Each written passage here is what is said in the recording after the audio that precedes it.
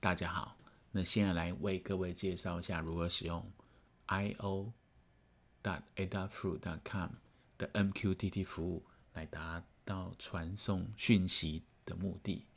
那这个主要的目的就是，当我从 Google Home Mini 这边送个语音的讯息到了 IFTTT 网站的时候呢，IFTTT 网站会把它的资讯进一步的传送到 adafruit.com 这边来改变它的状态。那这边状态改变之后呢，因为它是处于一个 MQTT 伺服器，所以 MQTT 伺服器呢会把这个东西呢存在它的伺服器上面。这时候呢，我们在 ESP8226 上面有做了一个所谓的订阅的服务。那订阅服务呢，会看到这伺服器上有变动的话呢，这个伺服器就会把这资讯直接传送到 ESP8226 上面来，达到一个能够做开关的动作。那我现在跟各位介绍一下如何使用这个部分。好，那一开始呢，请你 login 到 io.adafruit.com 这个网站。那至于注册部分，我这边就不做说明了哈。那我本身已经做好这个注册的动作。好，一进来的时候，你会看到你的 Home Panel 左手边这边有一些选项。第一个呢，先点一下这个 Feeds。好，里面有个内建的 Welcome Feed， 但是因为我们今天要做一个 Home Control， 所以我们自己来建立自己的 Feed。好，在建立 Feed 之前呢，先建立一个 Group。那 Group 里面可以很多 Feed。那比方说，我们今天做的是个 Home Control， 那所以我就做个 Home Control 的一个 Home 的一个 New Group， 做一个新的群组。好，那这新的群组呢，你里面可以包含很多 feed。那现在就可以来建我们的新的 feed。每一笔 feed 呢，就是一个单独的一笔资料，你就把它这样来解释就可以了。好，这个 feed 呢，比方说叫 Light One。好，很简单。那注意它这 group 的地方要做一个选取，它内定是在 default 里面，我们把它选到 Home Control Create。好，这时候你看到 Home Control 底下有个 Feed Line One。好，那现在呢，我们要控制这个 Line One， 它是用什么方式来接收这个资料？请你转到 Dashboard 这边。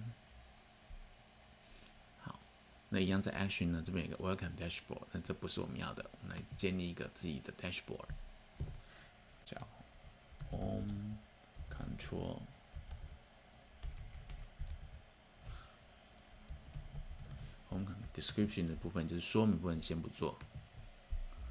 好，那点到这个 Home Control 里面是空的。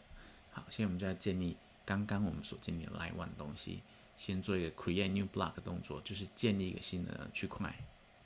这个区块呢，里面可以看到有很多选项，有 Toggle、Reset 开关、Reset 开关、送一串文字，或是你要送个彩色的编码都可以。好，这边有 Slider， 就是像一个步进开关，可以选1到150、1到1000，随便你自己设计。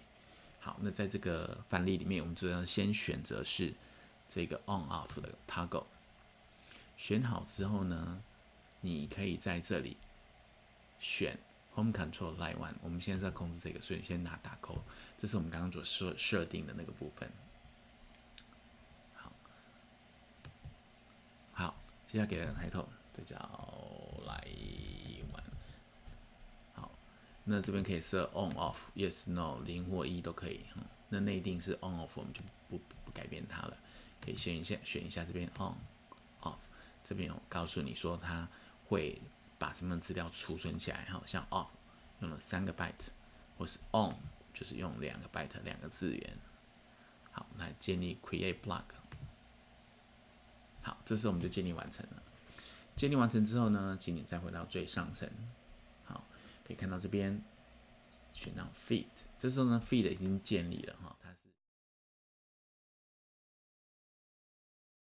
先进到这个 Dashboard 来，按一下这个齿轮键，再按一下这边的齿轮键，选择好 Line One 是它 Feed Value。好，如果你要储存做 Save， 不要做取消。之后就不取消。好，那这介绍就先到这里为止。我目前已经可以达到传送资料的目的了。